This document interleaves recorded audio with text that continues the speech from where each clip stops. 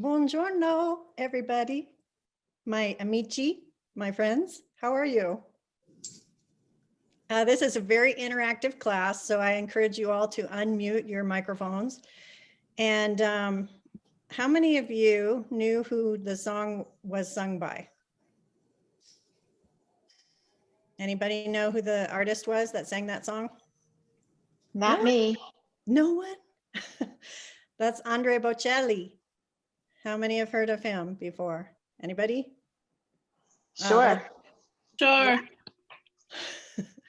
So that is one of Italy's jewels, Andrea Bocelli. He used to be a soccer player, but he's blind now.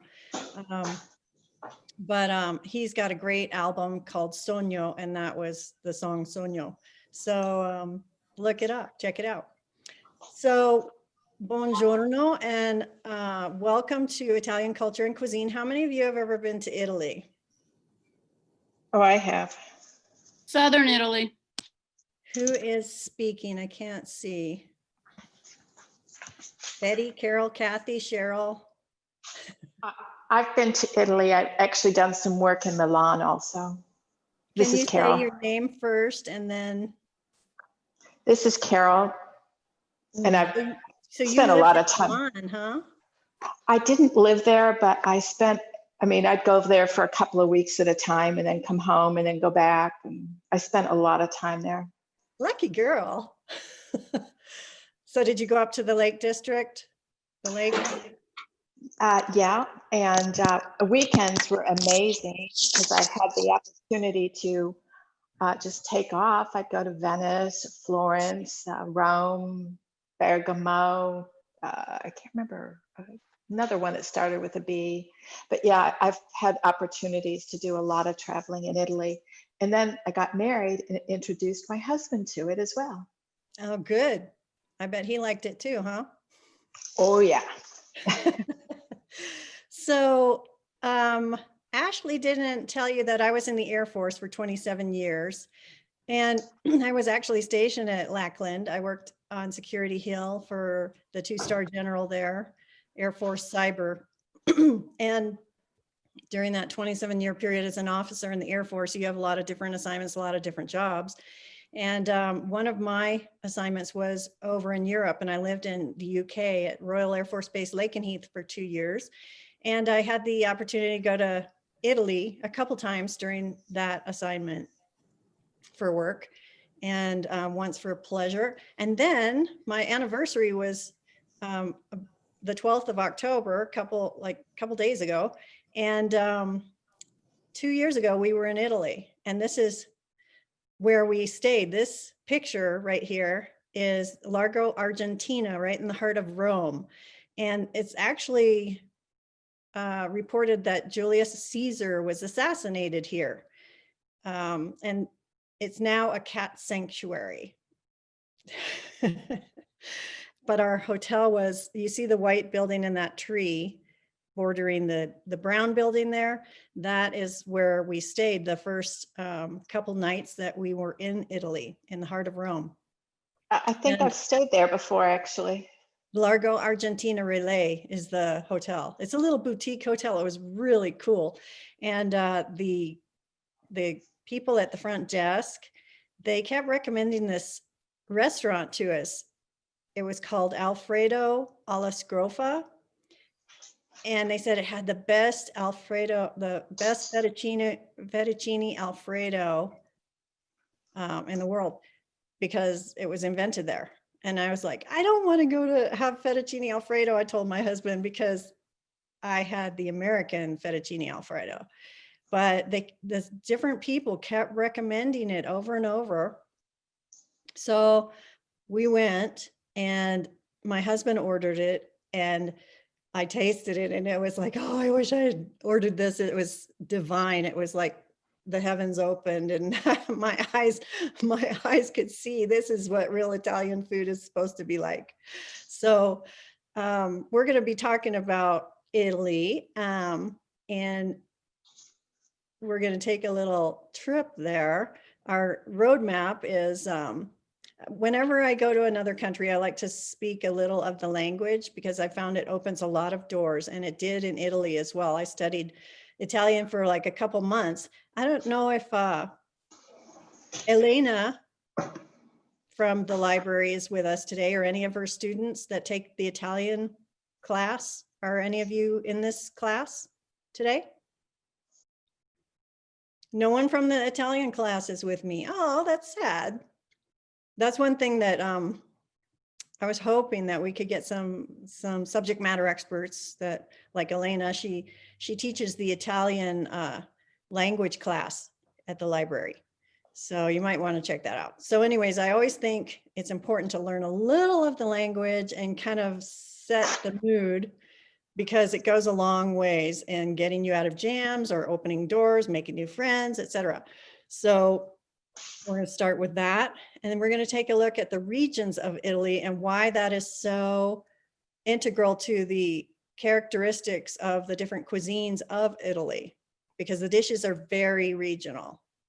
And then part of why you're here is because you like to cook and you like to eat, right? So we're going to make some gnocchi. So are you guys ready to travel? Are y'all with me? Can you hear? Are you on? Is your microphone on? Because like I said, I like interaction. I think mine's on. Okay. Yes, This is thank Carol. you. Cool. All right, so you ready? Buckle your seats, Yeah. or put on your seatbelts, and here we go. Can y'all see that? Yes. So that's the Pantheon, and the wedding, what they call the wedding cake, that's the Pantheon. Vespas everywhere, and that's just a local church. Spanish Steps, Campo dei Fiori, Trevi Fountain, Piazza Navona, Colosseum, that's Valentina, our guide. And this is the monument to Vittorio Emanuele II, the founding father of Italy. That's the Alfredo alla Scrofa restaurant that we went to. That was the Roman Forum. This is Tuscany. Siena, the Palio horse race. This is Liguria. Actually, this is San Gimignano, Tuscany. Amazing place. You know where that is. This is the Cinque Terre, means 5 lands.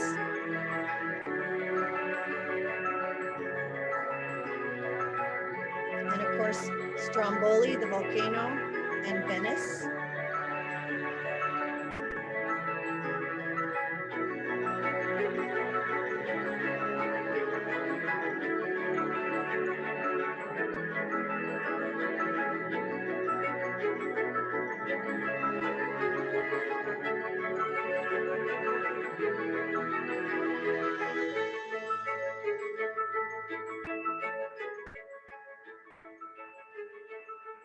This is Verona on the left.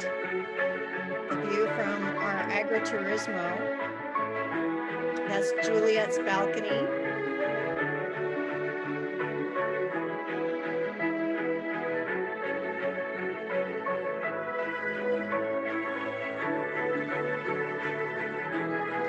This is Sirmione, the Scaligieri family, Lake Como. This is Verena on Lake Como. Traveling to Bellagio. This is Cittadella, and this is Bassano del Grappa. And that's some of our souvenirs. Lovely, thank you. So I'm going to stop that share and come back to my PowerPoint. Okay, so Can everybody see that? We're back. Yes, Good. thanks. This is the Cinque Terre. This is the town of Vernazza. You can only get here by boat or by train. There are no roads. It's very mountainous. And we went here and hiked to Monte Rosso. And you see that tower there? I'll talk about that in a minute, but just take a look at that. So Federico Fellini, he's a filmmaker. He said language. That is very important. So if you would unmute your microphones and repeat after me. Signora, signore. Signora, signore. Bella. Bella. Ella. So in Italian, it's just like Spanish. It depends on the noun, if it's masculine or feminine. The adjective either ends in an A or an O. So if it's a feminine, it would end in A. If it's masculine, it would end in O. So it could, same with molto, molta. So go ahead and say molto bene. Molto Molto bene. bene. Molto bene, bella. Molto bene, bella. Bella. Or molto bene, bella. Molto bene, bella. Per favore. Per Por favore. favore. Grazie. Grazie. Prego. Prego. Prego. Certo. Erto. So when I was in Rome at a hotel, I was able to have a conversation for 5 minutes, all in Italian. And the guy I was talking to was organizing our a trip, and he was so impressed that I could, so was I. I was very impressed that I could have a conversation for 5 minutes. And I said, certo, grazie, at the end of it. So I don't remember what I said, but it was all understood and it was all amazing. And more than once, language came in handy. We actually caught a bus. We had to figure out where the bus stop was, and I had to speak Italian to do that. This was on the Amalfi Coast, and we took a bus along that drive along the Amalfi Coast to Amalfi from I can't remember the town, but anyways, it was an amazing experience because they're high above the sea and a cliff, and buses pass each other, and it's like a 1-lane road. It's crazy. So anyways, we were able to do that because I learned a little bit of the language, and that came in quite handy. How long were you there for? 3 weeks. So we Nice. flew into Rome from the States, and we stayed 3 nights in that hotel that I showed you at the beginning. Then we oriented ourselves and went on a little bus tour, a very small, like minivan bus tour that had about 20 people on it. And we went up through Tuscany, and you saw some of the countryside of Tuscany in that little vignette. Mhm. And we sampled a lot of wine and different, Chianti Classico is the classic AOR or region of Tuscany that produces the best wine. And then we went to Pisa, and then the Cinque Terre, which is south of Genoa. And all of these regions are amazing for the different regional foods that they have. And then from there, we went back to Rome, and we caught a ship. We went on a 1-week cruise from Rome to the Amalfi Coast. That's where we were a little late getting into actually, we couldn't go to Amalfi. We're supposed to go into Amalfi, but we had to go south of there for repairs or something in the engine. And then, so we were a little late, and we wanted to get back to Amalfi, and we were able to catch a bus, and we were one of the few cruise passengers, because it was a smaller cruise ship, that was able to get to Amalfi on that cruise, Nice. because again of the ability to catch the bus, which wasn't any easy task. So then we sailed south through the tip, that little passageway right near the tip of the boot through the Straits of Medina, I think it was, Sicily, in between Sicily and Italy. And we were supposed to go to Taormina, Sicily, but it was too rough to get out. So anyways, we went all the way we had some stops in Croatia, and then we got off in Venice. And that was our anniversary in Venice that night. And then we we both been to Venice before. I went during my time in England when I was stationed over there. I happened to be there during Carnivale, which was one of my dreams come true, because Carnivale is amazing in Venice. But so we got off in Venice. Next day we we got an Alfa Romeo Giulia instead of a Fiat. We were upgraded for some reason. I don't know why, but it worked out really well. And then Vicenza, there's an Air Force Army post, and I needed some new shoes after hiking through the Cinque Terre in Liguria. So I got some new tennis shoes at Vicenza, and then we went to Verona, Romeo and Juliet and all that. And we stayed in an agriturismo, and that was amazing. And then we went to Milan, the Lombardy area where you see Milan, and we went to Lake Como, Lake Garda, Lake Como, and then we went back to Bassano del Grappa in Veneto, the Veneto area, and flew out of Venice. So it was an amazing 3 weeks. And some of the experiences of the food, again, are just something I'll never forget, like how simple and how good. If you ask an Italian what they think of American Italian cuisine, they say, I can't eat it. They don't really like the American versions. They've been, I don't know, just like pizza, for example, out of Naples. If you look at the little illustration, you can see some of the different foods, and their pizza versus our pizza a lot of times are totally different. And I just remember some of the most memorable meals were pizza, but they were nothing like what you get here in the US. So what else do you notice on this little map of the food of Italy?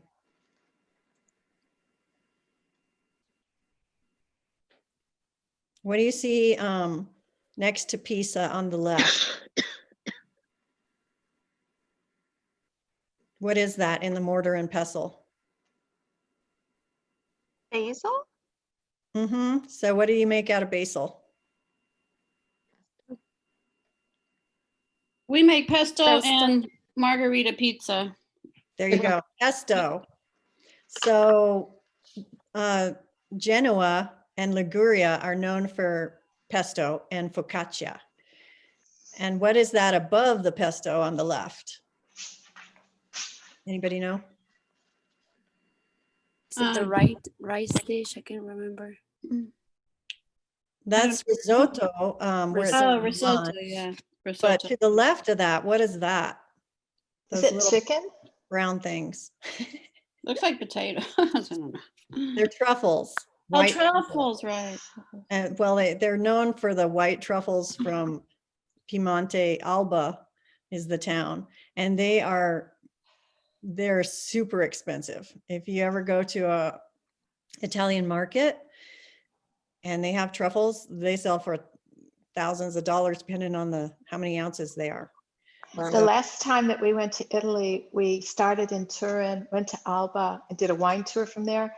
But we were in Alba during the truffle festival. That was amazing. The festivals are all over the place in every village, the produce. And so if you look at the history of Italy, did you know that they just became a unified country? First, they became the Kingdom of Italy in 1870 under Vittorio Emanuele II. He became the first king of Italy. So if you think about it, they're younger than the United States. Did you know that? Yeah. In fact, one time when I was going to Venice, there were a bunch of protesters on the train, and they were trying to secede, is really what they were focused on. Interesting. So what you see in this map is all these regions that before the unification of Italy, which finally happened in 1870, 1871. And that's that wedding cake that I mentioned. That's the memorial to Vittorio Emanuele II, as well as the unification of Italy. That's what it memorializes, as well as it's a memorial to all the fallen who fought to unify Italy. And there's like our Tomb of the Unknown Soldier, they have soldiers posted outside of the Vittorio Emanuele 24/7. And so if you look at all these little illustrations, you see the drink at the very top. Anybody know what that is? Anybody from Milan, perhaps, or Venice? Do you know what that is? It's an Aperol Spritz. Aperol is a digestive, and before you eat, it's the like national drink of Italy. It was regional, again, around the Veneto area, and but now it's drank throughout Italy. And of course, the Chianti Classico, the wine. The wine is produced. They have more varietals than anywhere on the planet. I think they have more grape varieties than anywhere. But Chianti Classico is the area around Florence, Tuscany, and they're known for their wine. Of course, you have prosciutto, Parma di prosciutto, and then the Colosseum, of course. And in Sicily, what is that in Sicily? Oh, Cannolis. Anybody ever heard of cannolis or had a cannoli? yeah. That came Yes. from Sicily, as well as gelato. So, and then there's so many other food items that are amazing that if you go to Italy and you don't speak a lot of Italian, there's an app called Mangia, and it basically breaks the code on what's what for each region of Italy and what's produced there. It's a really helpful app, and I downloaded it before I went, and so it helped me a lot on the menu. So they place a huge priority on seasonal ingredients, fresh seasonal ingredients. And there's also a lot of influences. If you think of the Roman Empire and how vast it went all the way up into England.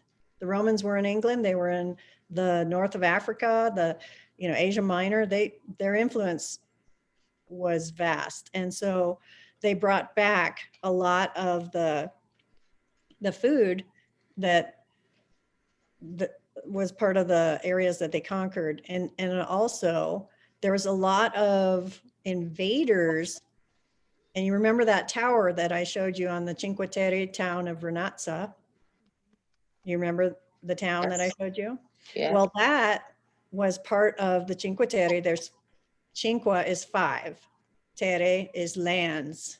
So it's 5 lands or 5 cities, because these regions were formed around cities and around maritime power, like Venice or Amalfi or Genoa. I mean, they had navies, and that's how they conquered and fought for more territory.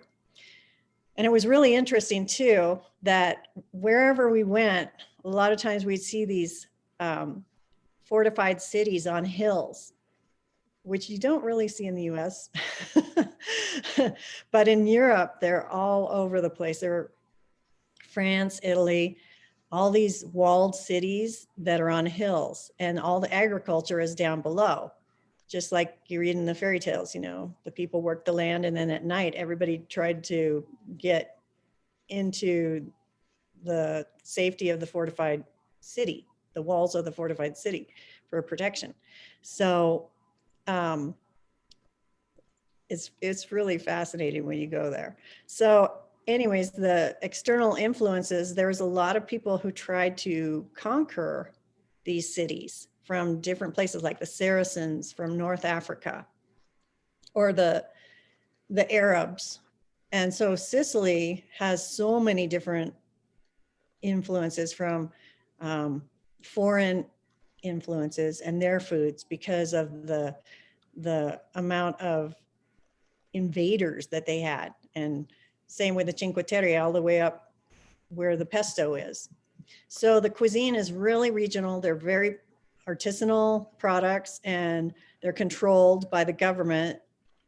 You can't just say it's Parmesan cheese from France. It has to be from Parma. Same with the Chianti Classico. There's strict rules on how everything is produced and the ingredients used, because people want to guarantee that what they're buying is actually what they're paying for. So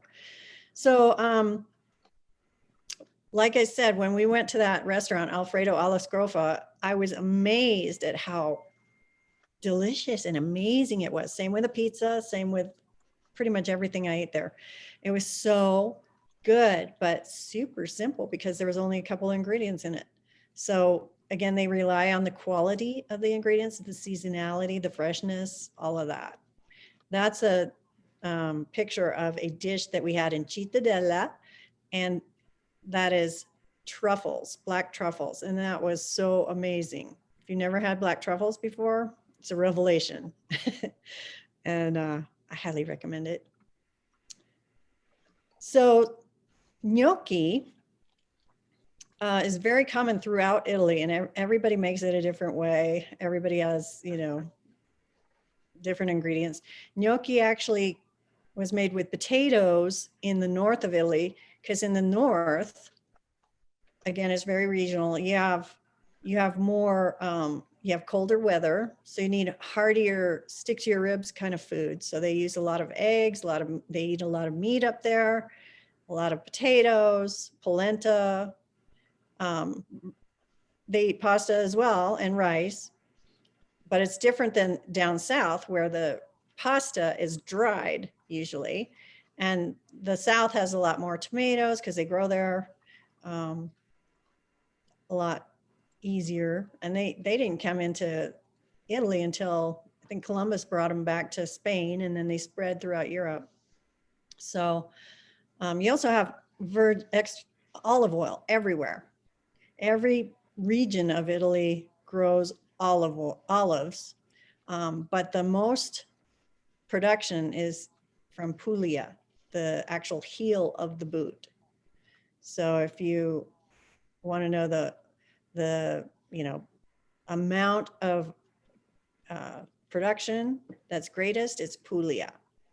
And same with some of these other ingredients. Olives are grown everywhere, grapes are grown everywhere. Everybody produces their own wine and harvests their own wine in the fall. And gnocchi is a lot of times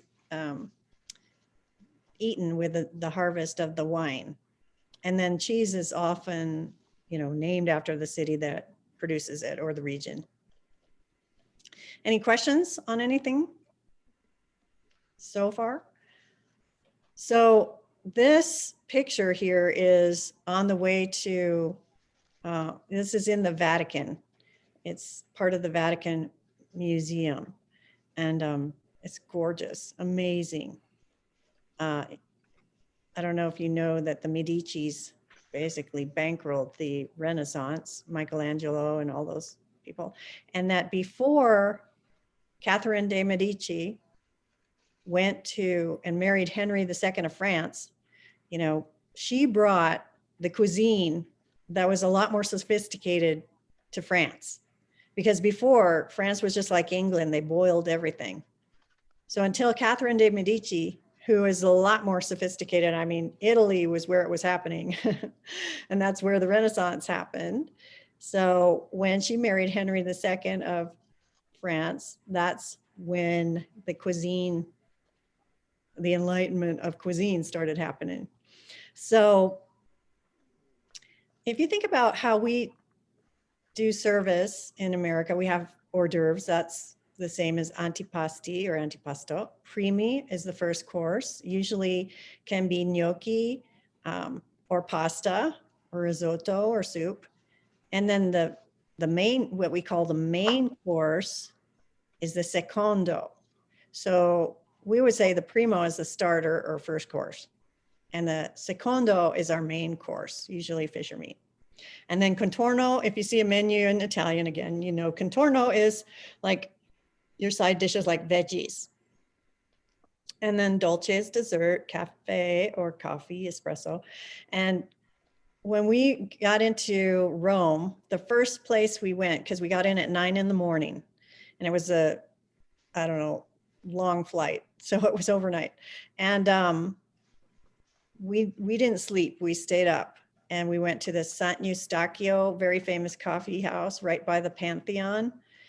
And their coffee is so good. And that's where Starbucks actually did its research.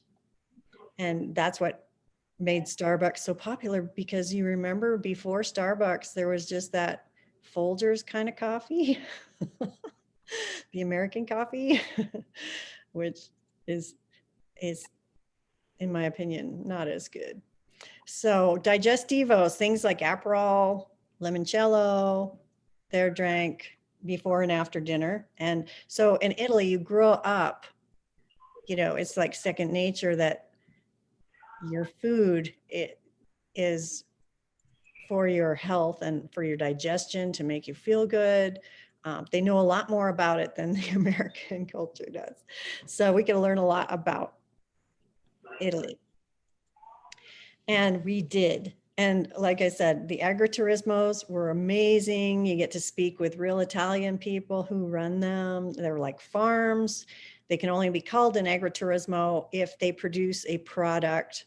An agriturismo is basically, they have rooms that help augment their income from their agricultural activities.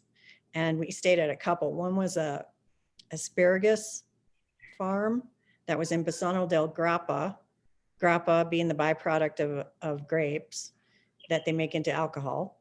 And then another was in Verona, and they produced wine, they produced all kinds of things, preserves, they produced honeycomb, they produced yogurt, they grew grapes, olives.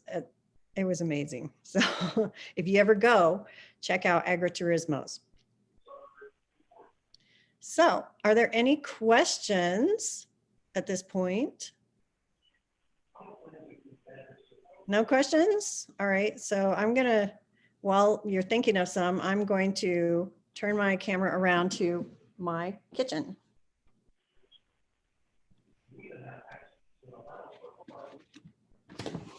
Anybody have any favorite Italian dishes?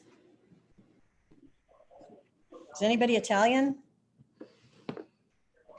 I love pistachio gelato. Me too. Oh, that Me was a too. revolution. I loved it as well. I never had it really. I don't like the green color, but it's not green like that over there, is it? I mean, it's really light green. So much so that I learned to make it, but I do add food coloring. Some people do, and you know, the ones over there are much lighter in color though, usually. But that's one of my favorites now too. And when I see it at the grocery store, that's one of the things I usually get too. What other things do you like?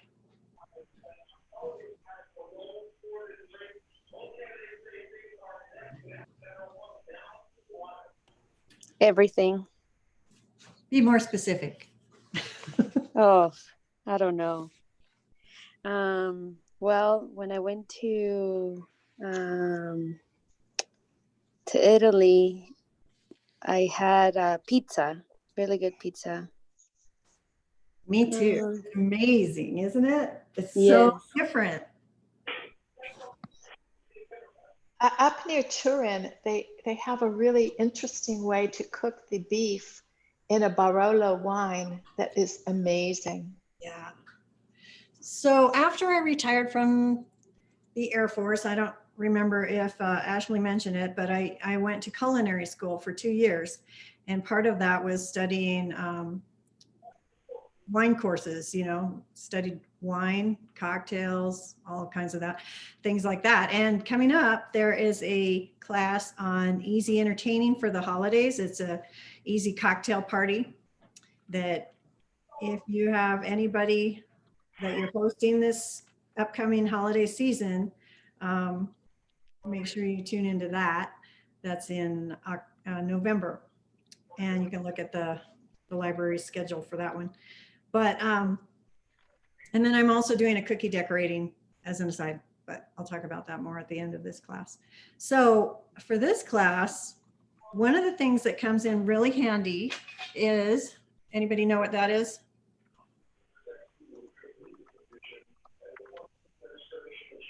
Or this is another version of it. As far as equipment, these are bench scrapers. These are like 99 cents. And these are really handy when you're making baking and pastry products. So today we're going to use it for our gnocchi. And another thing that came in really handy that you might, if you really like making gnocchi, you might want to invest in one of these. This is a gnocchi board, and I'll show you how we use it later. The other thing is for the potatoes, this is one of my new favorite gadgets. Anybody know what this is? Potato slicer? It's a ricer. Yeah, I wish I'd gotten a bigger one when I bought mine though. I had one that was a lot flimsier and it broke, but I think I was ricing the potatoes when they were cold versus warm. So that is one trick, that if you're going to rice them, make sure you do it when they're warm because it's a lot easier. Otherwise, things like a fork or a potato masher are all you really need. So you don't have to have all that fancy equipment. It just, you know, if you're really into making gnocchi, it does make it a lot easier. And then you also need a slatted spoon because you want to take the gnocchi out of the boiling water when it starts floating, and we'll talk about that more. So first, we're going to make the spinach ricotta gnocchi with sage brown butter sauce. And for that, I'm just making a half recipe since I had a class earlier this morning. I made the other half. And so I have a half a package of spinach with the water squeezed out. That's really important to make sure that the water is squeezed out and it's as dry as you can get it. And the other thing that is important to make sure it's as dry as you can get it is the ricotta, which is why I had you strain it. How many of you are making this with me? Anybody? I am, and when I did start my ricotta last night and very little liquid came out of it. Yeah, same with mine. So it was pretty, pretty dry to begin with. That's fine. And so I'll show you how much came out of mine. I'm just going to use, now gnocchi is pretty dry now. But I'm just going to use half of this. And I don't know if you can see, but this is how much water I got out of mine. Not much. Yeah, that's me too. And it was like, well, because I've done a lot of Greek yogurt and you get so much liquid out of that. Yeah, so, it is what it is. It doesn't really affect things too much. So, so next, I'm going to add a little bit of salt. And again, you're going to add Parmesan cheese later, so you don't want to add too much. But if you don't add seasoning, your gnocchi is going to be kind of bland, and no one likes that. So I did have some mint, and Ashley brought up email to me that someone asked about the mint and that the recipe doesn't really mention what to do with it. So that was good catch by whoever caught that. So I'm going to put a pinch of it. This is optional. You can put a pinch or not into the dough, the actual gnocchi dough, if you want to. And I'm going to save the rest to add it to garnish on top. And it adds a lightness to it. And the other thing that you can add, it's not in the recipe, but again, if you don't take the class, you're not going to get all the little tips and tricks and stuff. Is to add some lemon zest, which I'm going to add as well to the dough. All right, so I am going to add the egg next, and I'm going to give that a spin.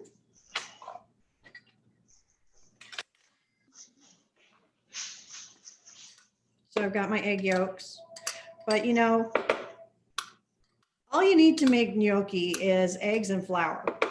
And I always tell my students that a recipe is a starting place, and you know, you can make it your own by adding whatever ingredients you like and omitting the ones that you don't like. Just, you know, that's how recipes are invented. So feel free to do that.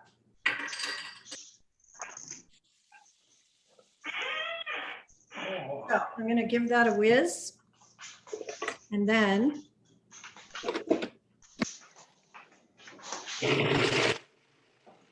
that's basically to chop the spinach really fine.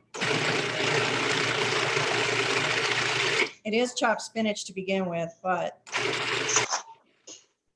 I'm just going to make sure it's more like a paste. I'm going to get the ingredients off the bottom and off the side, making sure they're all incorporated because there's a lot of stuff that doesn't quite get mixed in there. You don't scrape it.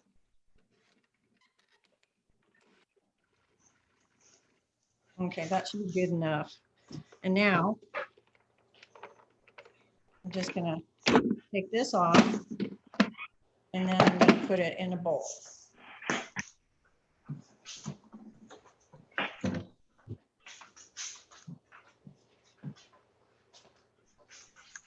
So I've got my bowl over here and I'm gonna add the mixture to that.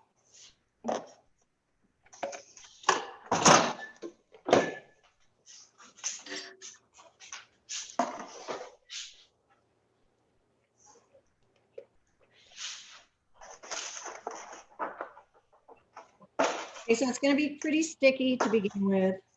And the flour is just a starting place because, again, the wetness of your ingredients, the humidity in the air, all of these things play a factor in how much flour you're going to add, as well as the type of flour that you're adding. So again, there's no real precise measurement. It's just kind of going by feel, and you're looking for it to not be tacky or, you know, just a slight maybe stickiness, but not much. So I've got my ricotta, my spinach, my, we need the Parmesan. Let's see. We want Parmesan, which I have right here. And some flour. We're going to mix this together first. But we also want to remember to add the nutmeg, because you've got nutmeg that's going to add a really nice nuttiness to this dough.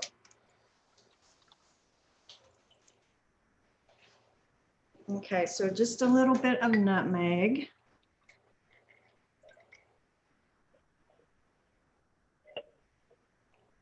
And again, that can go into the flour as well. So with the flour, I'm going to start with, again, this is a half recipe. So this is like a half cup, and I'm just going to sprinkle it over to start with a little bit at a time.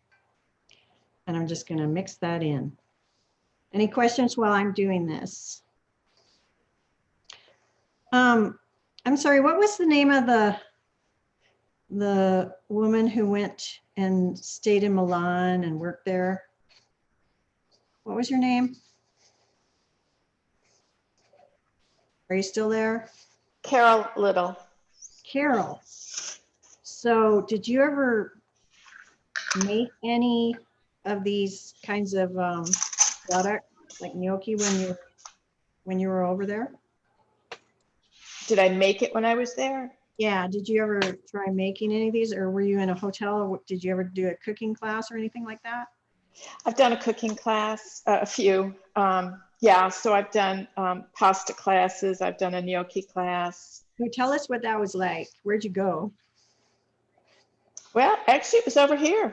Oh, it Sur was la over Table. here. Yeah, Where? Sur la Table down in San Antonio. Oh, okay. Yeah.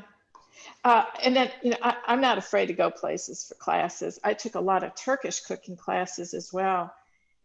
Those were down by, at that time, they've moved them now, I think, but that was down by the, I forget what it's called now. We're down near where USAA is, just pretty far southwest in San Antonio. But I used to go there every Saturday during football season for Turkish cooking classes. Oh, fun. Very fun. So, one of the things I highly recommend, the CIA. I've gone there as well because for continuing education, just staying up on different things. And then I've taken different pasta classes as well. So, one of the things you want to make sure that you do when you incorporate this is flour your hands pretty good because but like I said, just go slow with adding the flour because you don't want to you don't want gluten to start forming. You want this to be really light and fluffy. So when you see that it's pretty non-tacky, you can turn it out onto a board, or I have a plastic rolling kind of a surface here that I'm going to put this out onto. And you just want to kind of bring it together into a nice, soft, fluffy ball like that. Okay. And I'd say it's ready at this point. So I'm going to flour this surface just a little bit because you don't want to add a lot more flour at the point where it's not tacky anymore. So you want to divide your dough, and that's where the bench scraper comes in handy. And I'm going to do this in thirds, and you can just, keep it floured so it's easier to handle. Okay, so is there anybody who's made gnocchi in this class? No one? I have, but only potato gnocchi. Okay. Did you do it at your home or in a class? Both. Okay. So how did you shape it when you had it rolled out? So the first thing you're doing is rolling it out like this. And I don't have a lot more flour on my surface right now, but it's just rolling out really nice. As you can see, the trick is to kind of go in the middle and then stretch it as you go. So that makes it longer.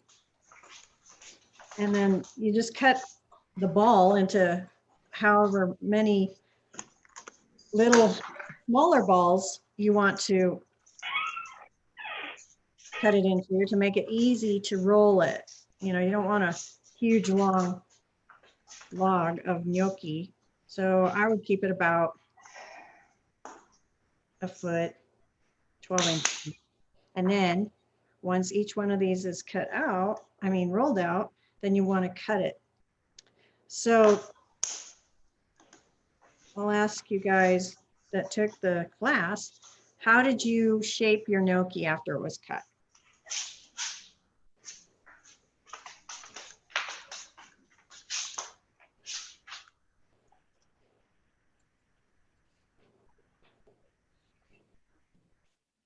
Anybody?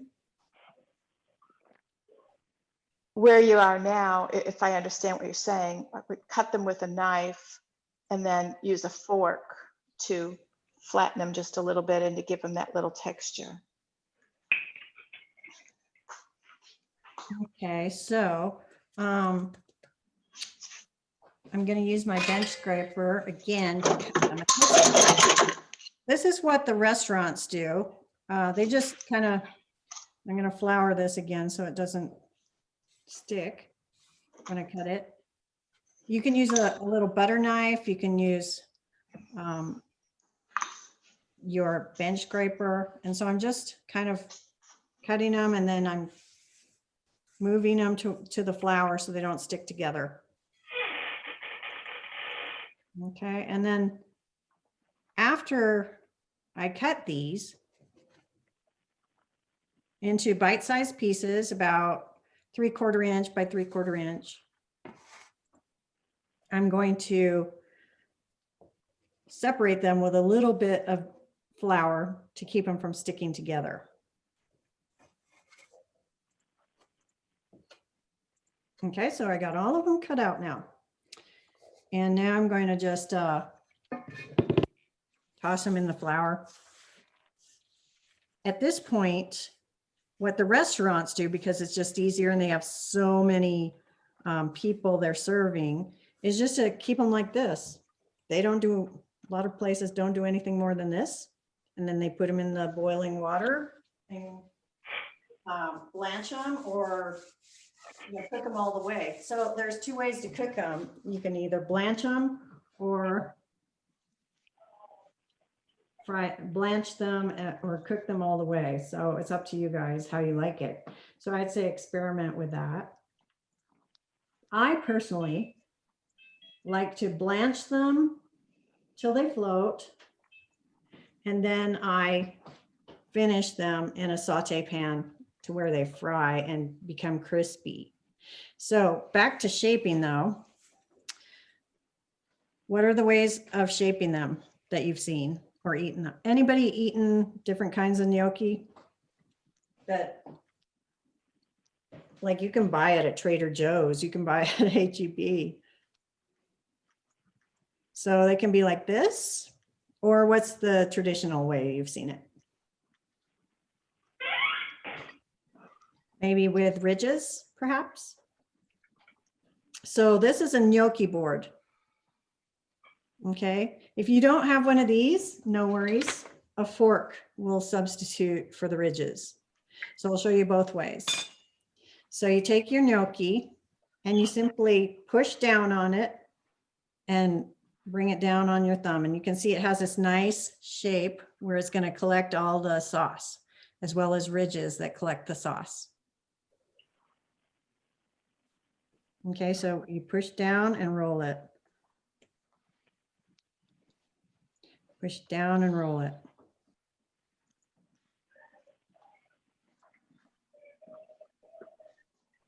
Okay, any questions on that? Pretty simple, huh? I'll show you now with the fork. Same thing. You push down and roll it. And there's your little ridges. Okay, now if you're in a hurry and you don't really want to make the ridges like that, but you still want to have something to catch the sauce, another way that you can do it, like I said, you could just leave them like this, or you could just push little divots in with your finger into them, make a little pillow, a place to rest your head, so to speak. And that will catch the sauce as well. So that's another way to do it. And so once you've made all these, then you can either decide, do I want to freeze some of these? Because gnocchi is a great skill set to have in your repertoire, because you can freeze these little dumplings and just pull them out of the freezer, pop them in the boiling water without defrosting them, and voila, there's dinner. So it's a pretty handy skill to have, to know how to make gnocchi, because it comes in handy. So what I'm going to do is set these aside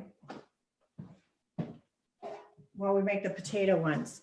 And I'm just going to put them on a cookie sheet with parchment, and again, they're floured, so they're not going to stick.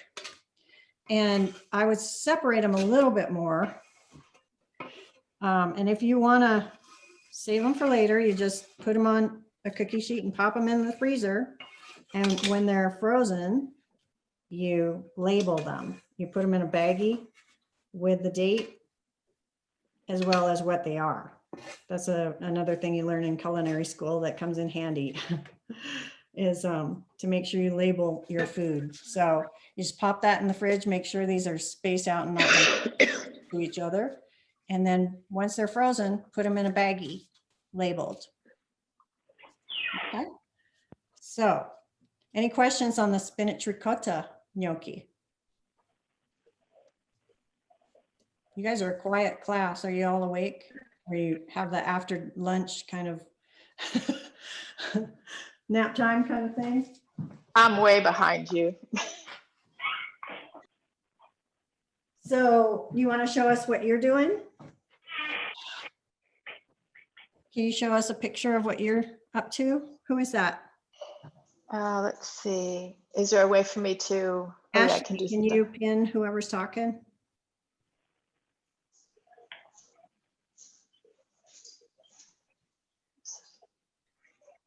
Okay. Okay. So let me get my little tablet here. So I actually forgot about grating my Parmesan first. So I've just done that. And then over here, I've got the spinach, half the ricotta, and the 3 egg yolks. I should have also separated my eggs beforehand. So that's why I'm a little slow. Well, you know, the egg thing, you know, everybody makes gnocchi a different way. Some people just add egg yolks. I think both are okay. You can add the egg whites and the egg yolks. Just make sure you beat them together. If you don't want a whole lot of egg whites, you know, this called for a lot of yolks. So I would add maybe 2 yolks and or 1 yolk and 1 egg. That'd be fine too. As much as I make ice cream, I always have a jar of egg whites in the fridge, so it doesn't bother me at all. Okay, good. All right. So you're just basically combining, you're at that step now? Yeah, I'm not very far. I'm way behind you. No problem. We're gonna I'll go. probably have to do the potatoes later, Yeah, that's but fine. I'm probably more prepared on the potatoes because they're all riced, and I've done the garlic. Good. Excellent. One thing that you can do that I like to do is smoke my potatoes. And since you all are from Texas, maybe you guys have smokers, but that's one thought that adds another layer of wow to these gnocchi is the potatoes are smoked. And so I've got my potatoes here riced and they're really nice and fluffy. And to that, I'm going to add my garlic, which I've already added the salt to and mashed them to make a nice paste. So I'm going to add that. And for the garlic, everybody knows how to, no one had any questions about how to do that, right? You just put the whole head of garlic into, onto a piece of tin foil, cover it with olive oil. Actually, I cut off the top of the head of garlic so that you can squeeze it out easy. And then when it's roasted for about 20 minutes, covered in the foil, then I just add it, squeeze it out to a bowl and add the salt and mash it, which is what I did here. And so that's where we are at this point. And so I'm just going to add an egg. I'm not gonna worry about the yolk and all that. So, and probably should have stirred it all together, but it's going to get all mixed up anyway. So, and then you can, if you want, add a tablespoon of the ricotta. So I think I'll do that just to make it a little bit more rich and delicious. Again, this is a starting point.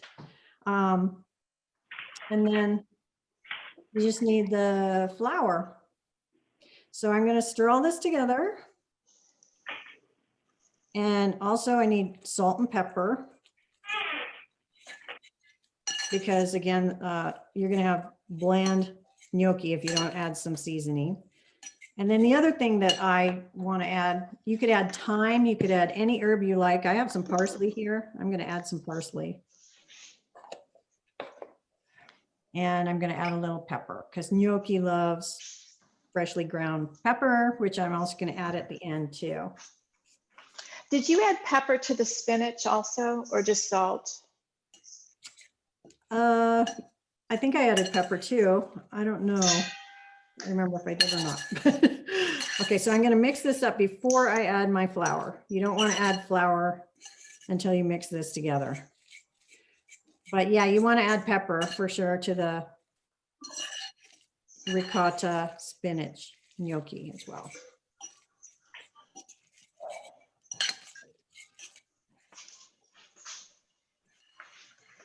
So when you guys have mashed potatoes at Thanksgiving, if you have leftover, this is a great use for it. Make gnocchi.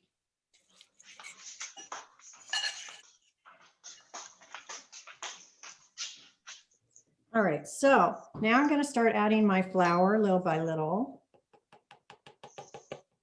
And again, like I said, it says a specific measurement, 1/2 cup plus 2 tablespoons, but it all depends on the humidity and where you're at, the amount of liquid in the potatoes, etc. So you kind of have to play it by ear, but you do want to add enough flour to where this is going to stay together in the boiling water. If you don't add enough flour, it's going to probably come apart and disintegrate in your water. Okay, so now I think I can flour my hands and get in there.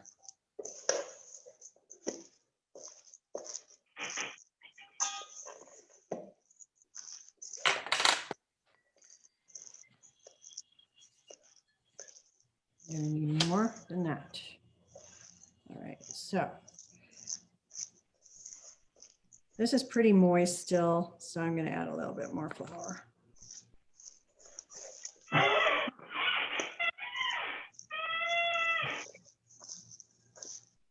All right, and you know, if you want to substitute gluten-free flour, that would make this gluten-free. Okay, so any questions from anybody? Does the type of flour matter? I'm using all-purpose, but if there's like a gluten-free blend that you like, you know, you can just experiment, see how it comes out. But the idea is, again, you want to not overwork it because you want it to be light and fluffy and expand in the water and when you saute it. So I'm going to just dust my board or my surface again, and I'm going to knead it a little bit, but not overwork it. Just enough so that it's a nice, light, fluffy ball like the other one.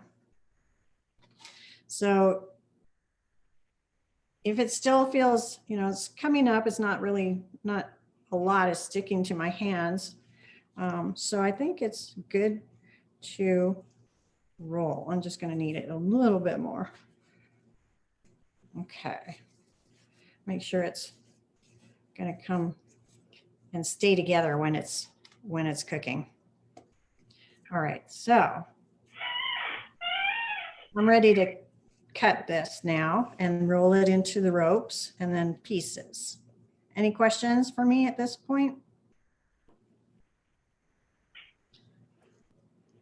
Okay, so it's basically the same process as I used for the previous ricotta spinach gnocchi. So I'm going to just cut it in 4 pieces and roll it into a log. Now I'm not adding a lot of flour at this point. And I've got my water going. It's salted water because you want to have, again, the water tasting like the sea, because that's going to, same when you cook pasta, you want to make sure you have plenty of salt in there, like it's seawater, and that's going to flavor whatever you're putting in there. Okay, so I got my rope. I'm going to flour my bench scraper or knife or whatever you're using to cut it. And then just make the little shapes. And it doesn't matter if they're not uniform. That's part of being homemade. And so don't worry about it if they're different sizes, but you want to kind of keep it in the 3/4 inch bite size range so that they cook evenly. And then again, like I said, make sure that they're floured so they don't stick to each other, because you don't want them to stick to each other when they're dropped into the water. Okay, so then again, to make them, you just push down and roll it off your fork. And there you have the ridges. So you added the mint and the lemon zest to the first gnocchi. Would that be a weird flavor profile with the potato gnocchi? You can add lemon to the gnocchi, the potato gnocchi. You know, you could, if you like mint a lot, add mint. It's up to you. You know, you really kind of just need to think of what you like, what flavors are your favorite. For example, what other kinds of types of gnocchi could you make with other vegetables?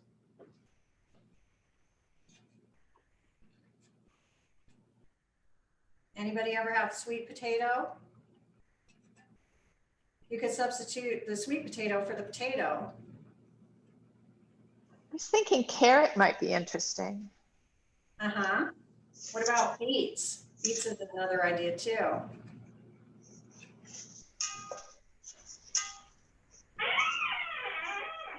Okay, so these are ready to go. And I think I'm going to make these first. And my water's boiling. So I'm just going to make a single size serving, which I got right here. And I'm going to add that to my boiling water. Now, you don't want the water to be boiling too vigorously because it could break the gnocchi up. It's just kind of like a simmer in a way. You want a few bubbles, but not, you know, really hard boil.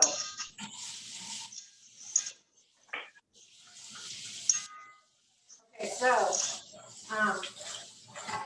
while I am boiling the gnocchi, I'm going to be making the sauce. So let me just put these away for a minute and I'll show you the sauce. Are you doing a sauce for your potato gnocchi as well? Yeah, and it's the same sauce basically that you could use for the spinach ricotta. Oh, okay. So I mentioned a couple sauces earlier. What's the one from Genoa? Was that the pesto? Pesto. That's one sauce you could make and put on your gnocchi. I mean, when I was in Vernazza, that's what I had is gnocchi with pesto. And what's some more sauces that you can make? I think a tomato would be too heavy. I've had gnocchi with tomato as well. Alfredo. Yep, Alfredo's another one for sure. And then this one that we're making today is a sage brown butter sauce. Okay, so I'm going to show you what this looks like now that they are boiling. See, it's kind of like, you can see the bubbles here. See that? Well, I took it off so you can't. They're starting to rise to the top. Now, once they rise to the top, you want to watch them for about 1 minute to 2 minutes more.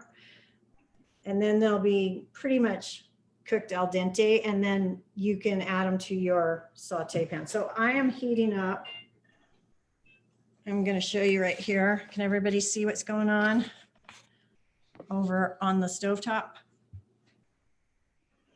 Okay, so I've got my gnocchi boiling in this pan. I've got my sage brown butter sauce warming in this pan, which I need to heat up. And then this pan, I've got some oil. So a lot of people in Italy make a sauce just out of the starchy water and like butter and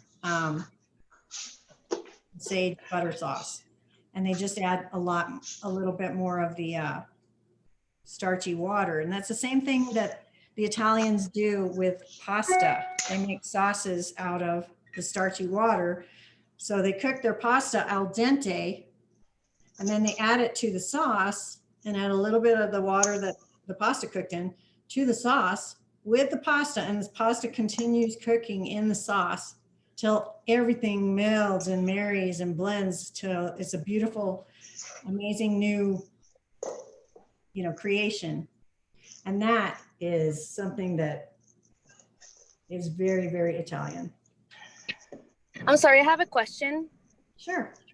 So I don't know if I missed this, but like the gnocchi, are you just boiling it just with water, or you added something else, like oil or salt?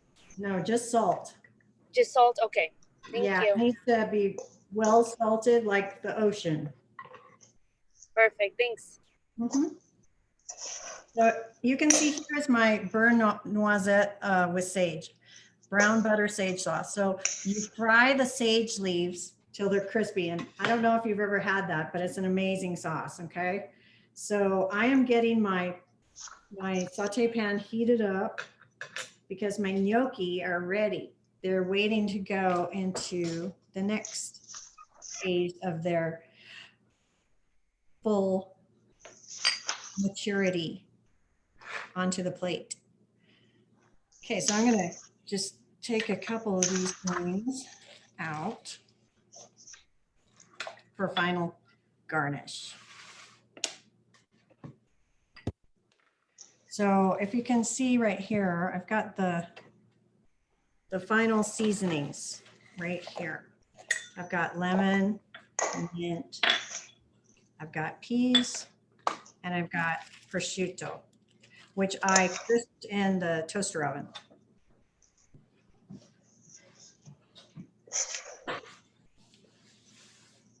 So my pan is getting hot, and this is going to splatter.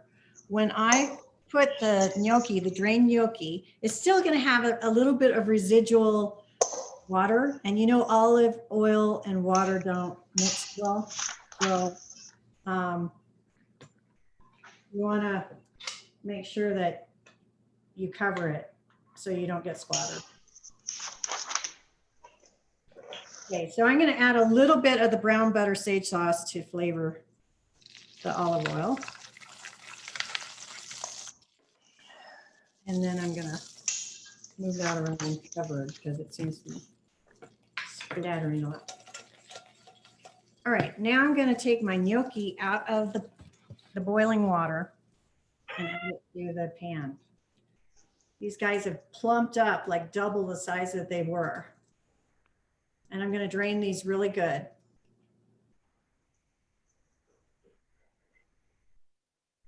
So the less water you have, the less splattering you're going to have. All right, so here we go.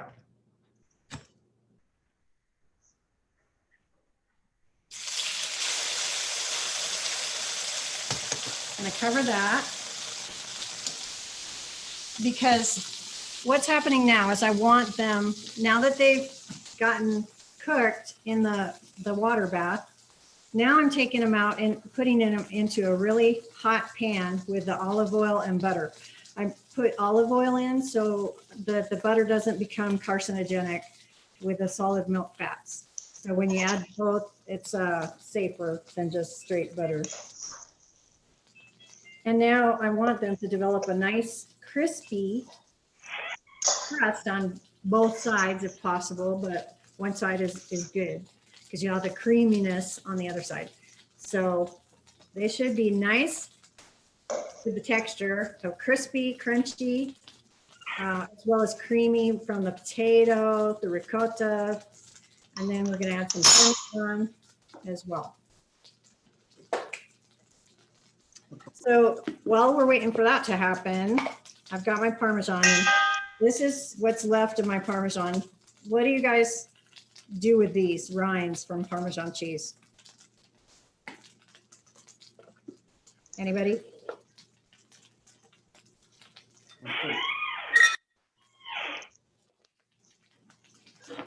You don't do anything with them? I don't hear anybody.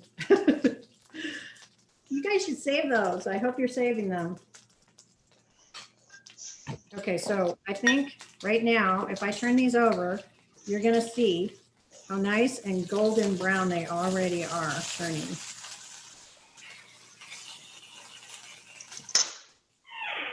I'll show you in just a second.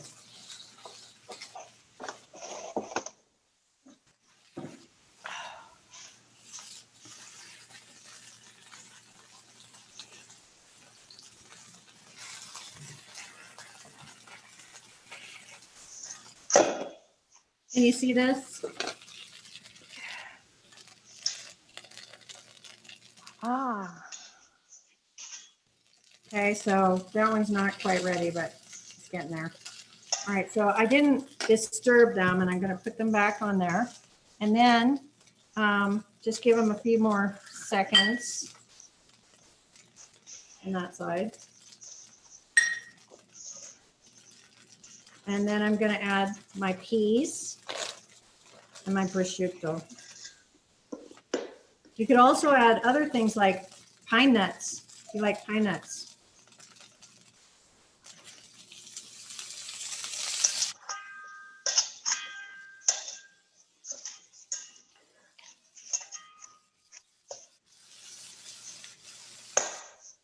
Are those a specific kind of peas? I'm sorry, say that again. Are those a specific kind of peas? They're petite. Just petite frozen peas. Okay, so at this point, I'm gonna add a little bit of the butter and the sage to this, which I've melted already. And this is gonna really kick it up. now, until now, all you had in there was the olive oil, is that right? Or was some of the butter in there?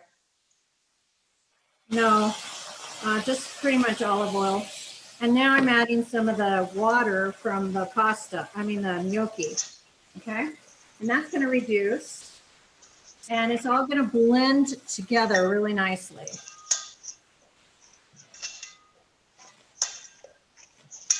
So I've got my plate ready, and I'm also gonna add at the end these garnishes of a little bit of lemon to lighten it up, a little bit of mint to do the same, and a little bit more pepper.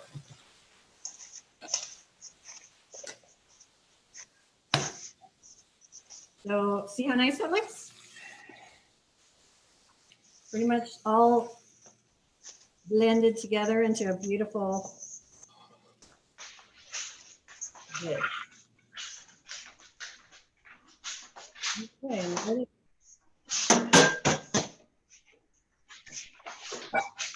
And now I'm just gonna lighten it up with a little bit of lemon. You know, you could just zest this over the top. And then a little bit of mint. So it just depends if you like mint. And of course, Parmesan and a little black pepper.